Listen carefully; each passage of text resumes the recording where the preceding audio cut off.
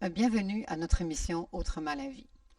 Autrement la vie va vous proposer aujourd'hui une entrevue avec des personnes que nous avons eu le plaisir, Eric et moi, de rencontrer il y a de ça quelques mois à l'automne. Et c'est un enseignement qui nous a vraiment rencontrés et que nous avons vraiment souhaité partager avec vous. Alors, je vous présente Mario et Reine-Claire de l'École de vie consciente à Sainte-Monique-de-Nicolette. Bonjour Mario, bonjour Reine-Claire. Bonjour. Alors, l'école de vie consciente, ça a l'air d'être tout un programme parce que la vie, on connaît, enfin plus ou moins. On est plus en processus peut-être de survie souvent, mais l'école de vie consciente, qu'est-ce que c'est en fait? Comment avez-vous développé cette approche? En la vivant. En la vivant. On est en contact avec nos guides spirituels, et c'est eux qui nous ont conduits vers ce qu'on est devenu aujourd'hui. Est-ce que ça fait longtemps que l'école de vie consciente a pris naissance en vous? Moi, ça fait une vingtaine d'années que j'ai été amenée à construire même le lieu physique ici par demande de l'au-delà.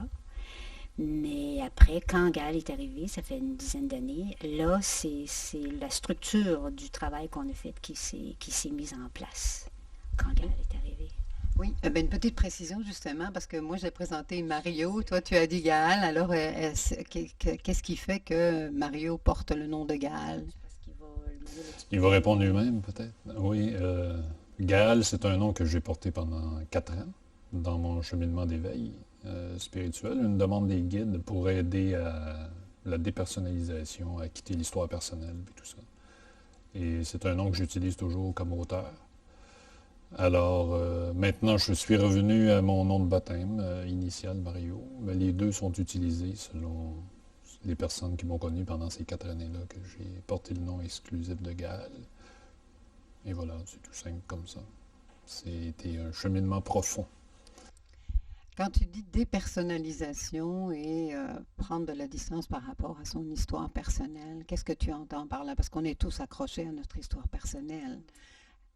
Alors, comment est-ce qu'on fait ça, de se dépersonnaliser de ça? Pour quoi faire et pour aller où? Pourquoi faire et aller où? Ben, c'est pour aller à l'essence de notre être. Cesser de se limiter à ce qu'on a cru être, l'image très, très réduite que la société nous a imposé un peu, ce qu'on a appris depuis qu'on est tout petit, qu'on est ce corps physique-là simplement.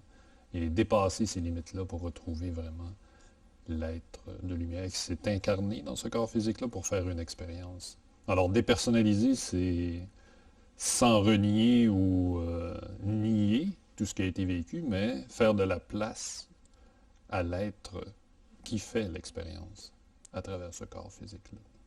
Donc, tu es en train de me dire qu'en fait, notre corps physique, c'est un véhicule, puis il y a notre être qu'on pourrait qualifier un être de lumière qui vit à l'intérieur de ce corps-là et qui demande de plus en plus à vivre l'expérience dans la matière. Oui, C'est ça? c'est ma conviction profonde. Oui, c'est mon vécu, c'est ce que j'expérimente dans la vie. Oui. OK. Et ce qui embarrasse le passage, c'est mon histoire personnelle, tout ce que j'ai cru être. Alors, dépersonnaliser, ça revient un peu. Est-ce qu'on peut dire que c'est nos conditionnements quand tu dis tout ce qu'on a cru être? Est-ce que c'est tout ce qu'on nous a appris et nos conditionnements, justement? Il y a beaucoup de ça. Il y a beaucoup des conditionnements qu'on nous a appris ou qu'on nous a imposés. Mais il y a aussi les définitions que nous, on s'est fait de nous-mêmes à travers tout ça. C'est surtout cet aspect-là. Dépersonnaliser, c'est surtout l'aspect de passer outre à toutes les définitions, les images qu'on défend de nous-mêmes pour toucher l'essence de notre être.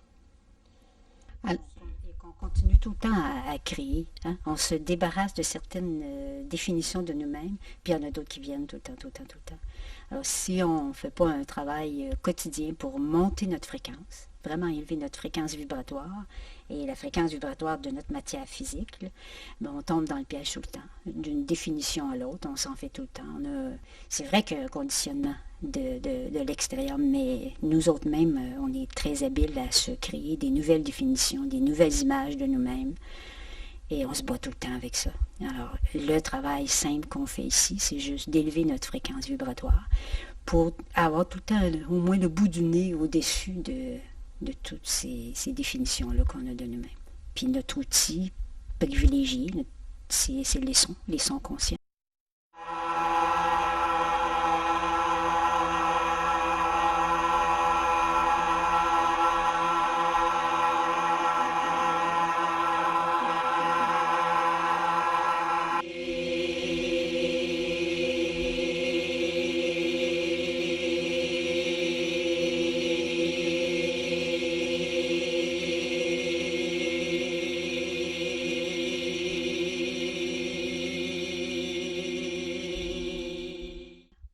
Oui, c'est ça. En quoi ça consiste exactement les sons? Il y a aussi un mélange avec du Gaïa. Du Gaïa Yoga, oui. Ben, le Gaia Yoga, c'est plus ce qui définit tout le mode de vie qu'on a choisi. Mais le travail avec les sons, c'est des sons qu'on produit avec notre corps nous-mêmes. Ok? Alors, on a le chant des voyelles, qui est un exercice quotidien pour vraiment élever la fréquence vibratoire. C'est un exercice de vigilance intérieure. C'est que quotidiennement, on s'accorde un temps pour pratiquer notre vigilance, de juste être présent à nous-mêmes pendant qu'on fait des sons conscients qui, eux, élèvent la fréquence vibratoire de notre corps physique. En quoi consistent ces sons conscients? Est-ce que ce sont juste des voyelles? Oui, c'est une série de voyelles qui se termine avec le mantra Aum. C'est une série de voyelles et chaque voyelle est comme un spécialiste. Chaque voyelle est un être, ok? Il est un spécialiste qui fait un travail particulier et la définition du travail de chacune des voyelles nous a été donnée par nos guides. Et ça, c'est le travail, la fonction de Gaal, de canaliser nos guides de lumière en termes de contenu, là. Et là, ben, on a des instruments, des outils écrits qu'on distribue aux gens qui viennent travailler avec nous pour faire circuler l'information que Gaal canalise. Gaël, comment c'est arrivé dans ta vie de savoir que tu allais canaliser cet enseignement-là? Est-ce que c'était spontané ou comment ça se passe? Comment ça se révèle ça dans une vie? Wow! Ben, premièrement, on rencontre Anne-Claire dans une OK. vie. Ça aide beaucoup parce qu'avec son ressenti profond, elle peut nous guider facilement pour faire la différence entre ce qu'on croit être notre propre voix, se parler à soi-même, puis ce qui est la véritable guidance. Et la particularité avec Rentler, c'est que j'ai appris à canaliser, mais consciemment, sans laisser la place complètement à un autre être qui viendrait, par exemple, parler à travers moi. Je reste conscient du processus tout le temps. Mais ça se fait, c'est accessible à tout le monde, je dirais. C'est juste de se reconnecter à son être profond et laisser émerger les mots qui viennent. Donc, en fait, on a tous la capacité d'entrer en relation avec notre guide intérieur, ou Oui, avec nos guides intérieurs. je dirais oui. Tu dirais oui, mais il y Ouais. a comme 3 points de suspension Ben, derrière ça. c'est que dans ce processus-là, il y a beaucoup l'ego qui va venir jouer dans tout ça. Moi, j'ai eu la chance de vivre proche de Rentler, je l'ai encore d'ailleurs. Mais de travailler sur l'ego, ça évite les récupérations, puis là, de l'enflement de la personnalité qui va prendre la place du guide à l'intérieur. On va vraiment croire que on reçoit, mais là, c'est pas du tout. On est à côté et ça devient dangereux parce qu'on se met à dire C'est toutes ça que sortes tu de appelais, choses. Oui, excuse-moi, c'est ça que tu ouais. appelais l'autre être qui peut prendre la place. Est-ce que c'est justement cet être-là? Non, ben non. C'est vraiment d'autres êtres OK. qui peuvent vraiment prendre le véhicule humain que tu as comme maison, temporairement, pour parler à travers lui. C'est ce qu'on appelle le channeling, habituellement. Ou le processus de transe, mais ça fait partie du processus de transe. Tu rentres en transe, tu sors de ton corps et une autre entité prend ta place, parle, se retire, tu reprends ton corps. Et toi, tu n'en es pas conscient. Ouais, dans ce processus-là, on n'est pas conscient du contenu qui a été dit à travers notre corps. Et ça, c'est à l'opposé un peu de ce qu'on développe. Nous, on développe l'autonomie de la personne. Alors, c'est à chacun de se reconnecter à sa guidance intérieure à travers une intériorisation et un désenflement de l'ego, on va dire, continuel, pour éviter cette récupération. Donc, en fait, c'est ça que les sons aident à faire, c'est à déstructurer, désenfler l'ego. Pas juste les sons, ça suffit pas. Ah non, les sons, ça sert à élever la fréquence vibratoire. Après, il faut faire un travail. Et c'est ça qui se passe ici à l'École de vie consciente. Les gens qui viennent ici viennent pour faire un travail sur eux-mêmes. L'outil des sons conscients, c'est que ça rend la personne autonome, parce que c'est quelque chose qu'elle peut faire tous les jours de sa vie, chez elle. Okay. Mais ça ne suffit pas. Et même, ça peut même amener à l'autre extrême, parce que les gens qui se contentent de faire des sons sans faire un travail vraiment de transformation, peuvent rentrer dans une bulle spirituelle épouvantable et grossir leur ego. C'est vraiment très subtil la limite entre faire un véritable travail spirituel puis partir dans des bulles. Et pour continuer l'histoire de recevoir, là, ça fait partie du travail profond qu'on fait avec les gens qui viennent ici. Tout le monde qui vient ici peut choisir de contacter son guide personnel et je les accompagne là-dedans. J'ai ça, moi. Je disais tout à l'heure, la fonction de Gaëlle, c'est de canaliser les guides, mais moi, ma fonction à moi, c'est d'aider les gens, bon, d'une part, à identifier leur ego, puis à faire ce qu'il faut pour choisir de vivre autrement, mais aussi d'entrer en contact avec leur propre guide. Et ça m'a été demandé, moi, ça comme travail. Les guides m'ont carrément demandé, là, 20 ans, d'aider l'humanité à sortir de ce phénomène de transe et de vraiment arriver à contacter intérieurement notre sagesse intérieure. D'abord avec le guide personnel. Donc, c'est une demande que j'ai acceptée, puis je travaille à ce niveau-là. Ouais. Mais il ne suffit pas de faire des sons pour arriver à ça. Et le partenariat avec Gaëlle, c'est arrivé quand dans l'histoire de la vie consciente du corps? C'est arrivé... Oui. Ah, dans la vie consciente du corps. Tu veux dire comment on s'est rencontrés? Dans l'école de vie consciente, oui. Dans l'école de vie consciente. Moi, j'ai connu Rentler, je peux dire, par un ami qui m'avait dit qu'une femme existait quelque part qui soignait les allergies, parce que mon enfant était allergique, avait des problèmes sérieux de ça. Alors, je suis venu à un premier rendez-vous avec mon tout jeune garçon, et vu les résultats, je lui ai demandé si ça fonctionnait pour les adultes, parce que j'avais des problèmes moi aussi. Puis elle a dit oui. J'ai pris un rendez-vous. Puis les premiers sons qui ont été faits dans mon corps, ça a été très révélateur à partir de là. Tout s'est enclenché pour moi. Puis après, oui. Oui, c'était comme évident que vous aviez quelque chose à construire ensemble. C'est devenu évident assez rapidement. C'est qu'avant qu'on se rencontre, il y avait le lieu physique commençait à prendre forme, mais je donnais des cours. Okay? Je donnais des cours, puis je faisais des traitements, là, des sessions individuelles, mais il n'y avait pas de structure d'école encore. Puis je n'arrivais même pas à m'imaginer ce que j'allais faire dans cette maison-là que les guides m'avaient demandé de construire. Parce que je donnais des cours de 2 heures par semaine. Là. J'enseignais le chant des voyelles, des choses comme ça.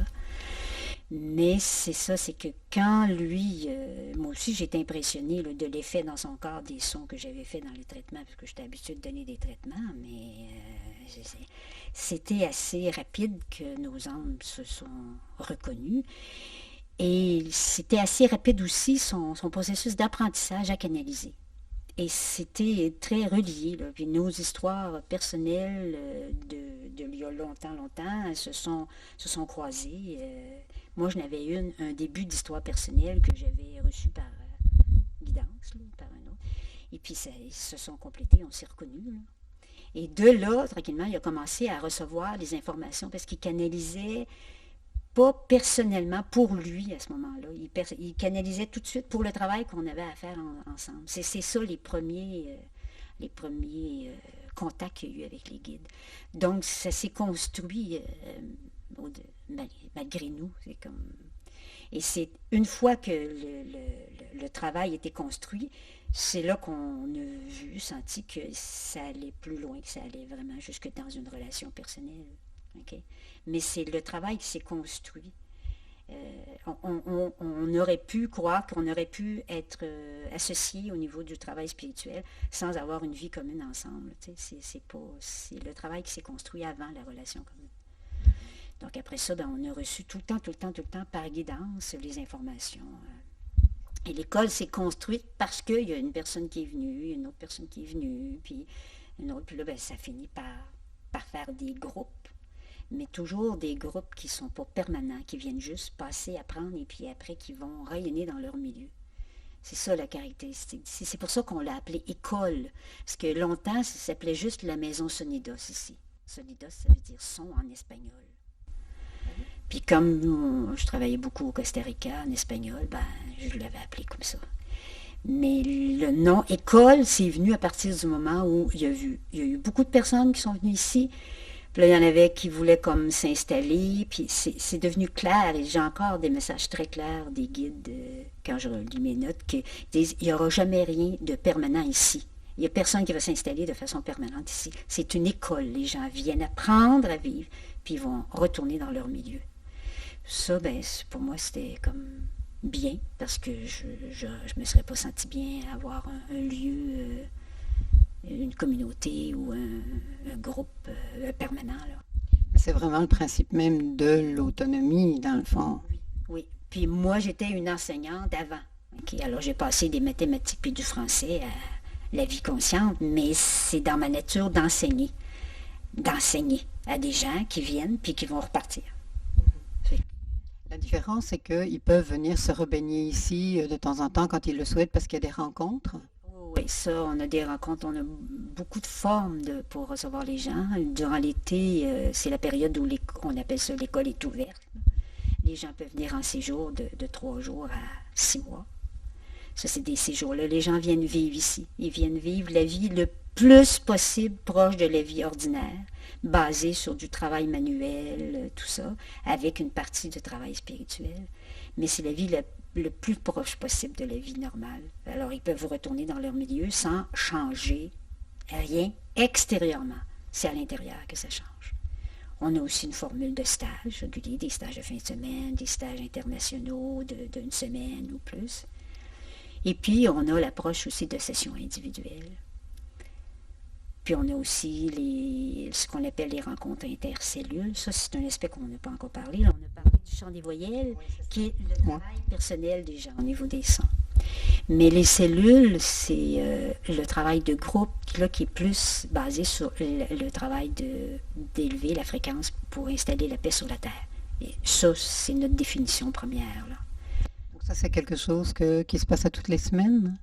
Les cellules, oui, ça se passe à toutes les semaines, partout. Puis on a des petits groupes un peu partout dans tous les pays qu'on a travaillé, où on a travaillé. Puis ici, à l'école même, alors ça, c'est une activité qui est ouverte, n'importe qui peut venir. Les gens s'engagent une fois par semaine à chanter pour la Terre. Et là, c'est la même chose. Tous les chants qu'on a ont été canalisés. Et puis, Gaal canalise la définition de chacun des chants.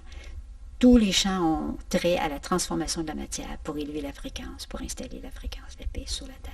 J'aimerais préciser que les chants ont été canalisés par des participants aux cellules, mais seulement la définition du chant en lui-même a été reçue par moi pour donner l'intention du chant. Parce que ce qui est important quand on chante un mantra ou un chant sacré, c'est l'intention qu'il y a derrière. Il faut qu'il soit meublé énergétiquement, il faut que ça soit ciblé quand on chante, pour canaliser l'énergie dans le bon sens.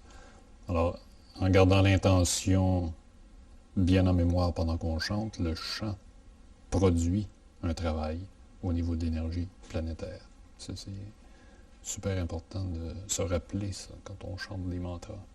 Puis quelle est la structure d'une cellule? Comment ça fonctionne? Est-ce qu'il y a un nombre de personnes requis? Oui. Ça prend un minimum de 7 personnes pour que le travail énergétique, le lien, se fasse avec les cristaux du centre de la Terre. Mais quand on n'est pas 7, on a juste à se connecter à distance avec un autre groupe. Et puis ça fonctionne.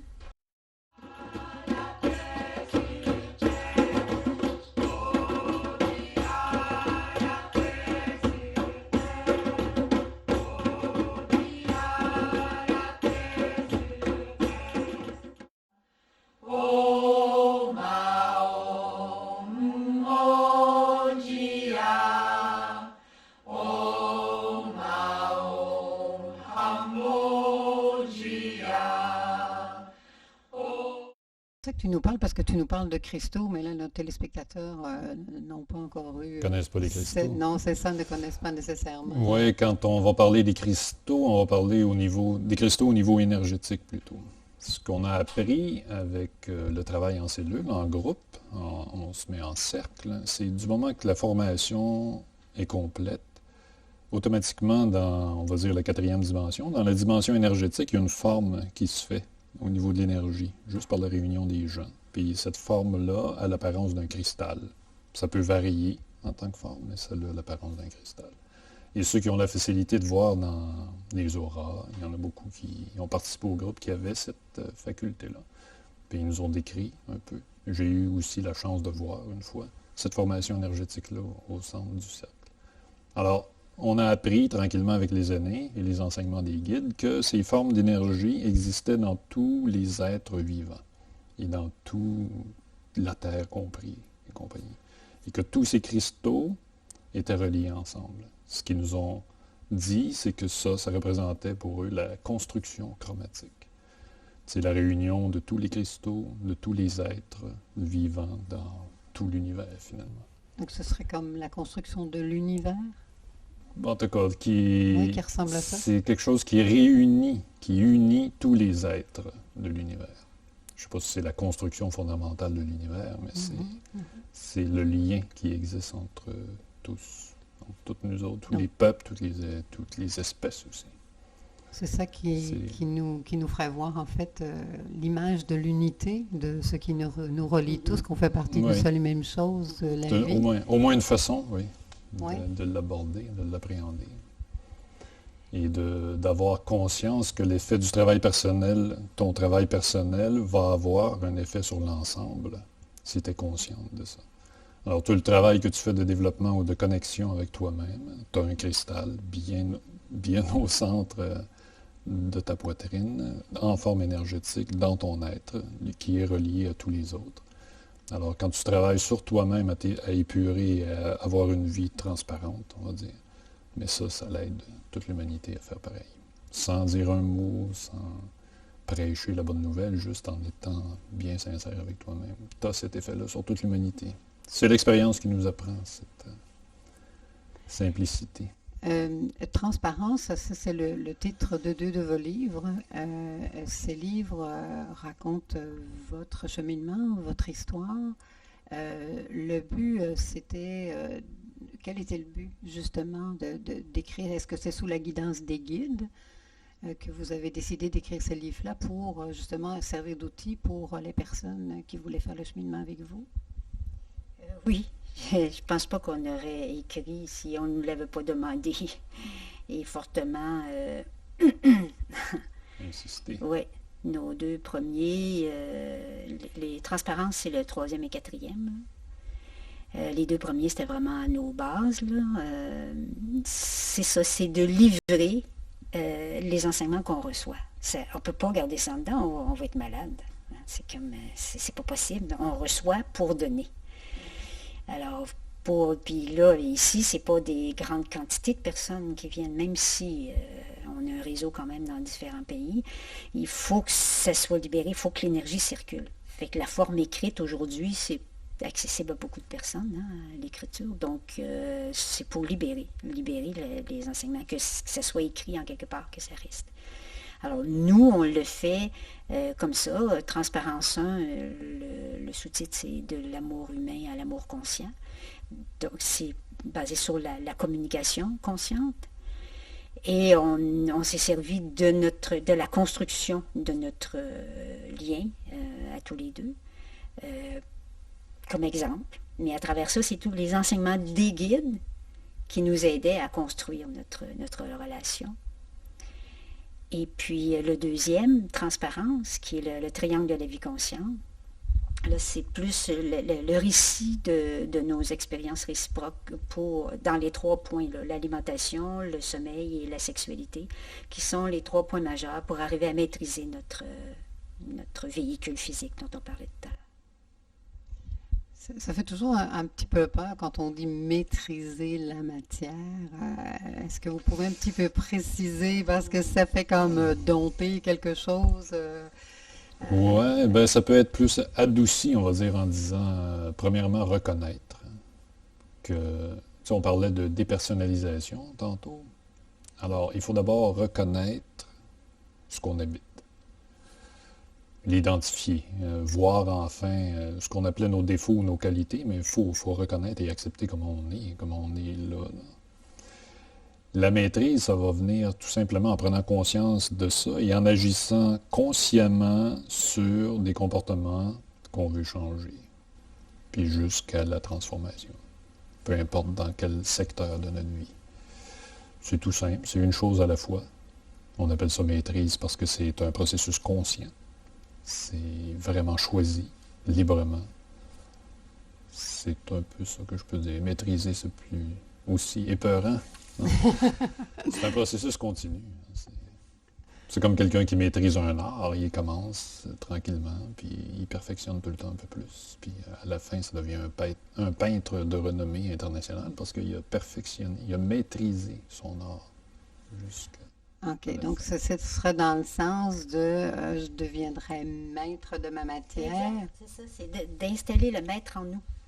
Et tout ça, ça nous amène sur arrêter de chercher et de donner de l'importance aux maîtres extérieurs. Le temps est terminé sur la planète, là. C'était utile un temps pour réveiller l'humanité, mais là, c'est comme le maître, il est à l'intérieur de nous. Donc, maîtriser la matière, c'est juste installer le maître en nous. Pour installer le maître en nous, eh bien, il faut voir dans quelle organisation matérielle on a été éduqué, se reconnaître, puis en élevant notre fréquence vibratoire, bien, ça nous permet d'être en contact avec notre essence et de pouvoir observer tous les automatismes qui gèrent notre vie. Fait que, Claire, il y a quelque chose qui me vient, là, c'est que de dire installer le maître en nous, c'est quand même, est-ce que c'est un but ou est-ce que c'est un cheminement qui fait qu'on n'a jamais terminé d'installer le maître en nous? oui, c'est ça. C'est pas, oh mon Dieu, je l'ai installé, puis là, il reste là, Ouais, et puis ouais, moi, bon, je vais me reposer ouais, sur c'est mes ça. lauriers. Ça, c'est le piège des illusions spirituelles. Alors, le maître, il s'installe à mesure, mais il grandit à mesure aussi. C'est comme quand une façon de s'assurer que c'est le maître qui est en train de s'installer et non pas l'ego qui est en train de grossir, c'est exactement ça. Le maître, il s'aperçoit qu'il n'aura jamais fini d'apprendre et jamais fini de grandir. Alors que l'ego, Il est lui, accompli. il est accompli, il est arrivé, il a tout compris, puis il est réalisé. Alors, quand vous rencontrez des personnes qui se disent illuminées ou réalisées ou qui sont prêtes à ascensionner bientôt, là, Tant qu'on est dans la matière, ben là, on n'ascensionne pas vraiment, on continue le travail qu'on a à faire à la Terre. c'est ça. On transforme cette matière. On la transforme, on la rend harmonieuse, on la rend simple, on la rend, on lui fait vivre la paix. Mais quand elle la rayonne, la paix, mais elle peut la transmettre aux autres. Tout simplement comme ça. C'est pas magique non plus, hein, parce que plus on élève notre fréquence, plus on s'approche de la fréquence de la paix, plus on voit la lumière ou qu'on s'approche de la lumière, plus on touche l'ombre. Mm. Alors, ceux qui sont toujours dans le c'est beau, Nirvana. ou dans le beau merveilleux, eh ben ils n'ont pas touché encore leur ombre. Puis si on ne touche pas notre ombre, ben on ne peut pas accueillir le maître en soi, parce que l'ombre et la lumière, ça ne se sépare pas. Ça fait partie de l'illusion spirituelle de séparer les deux. L'ombre et la lumière, il n'y a pas de vie sans l'ombre et la lumière.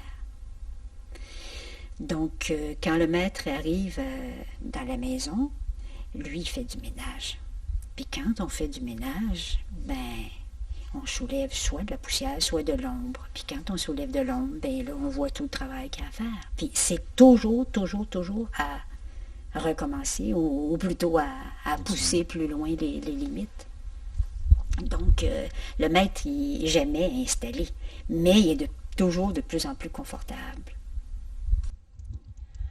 Mais moi, je vous remercie beaucoup d'avoir partagé ça avec nous. Est-ce que vous auriez tous les deux comme un petit mot d'encouragement pour les personnes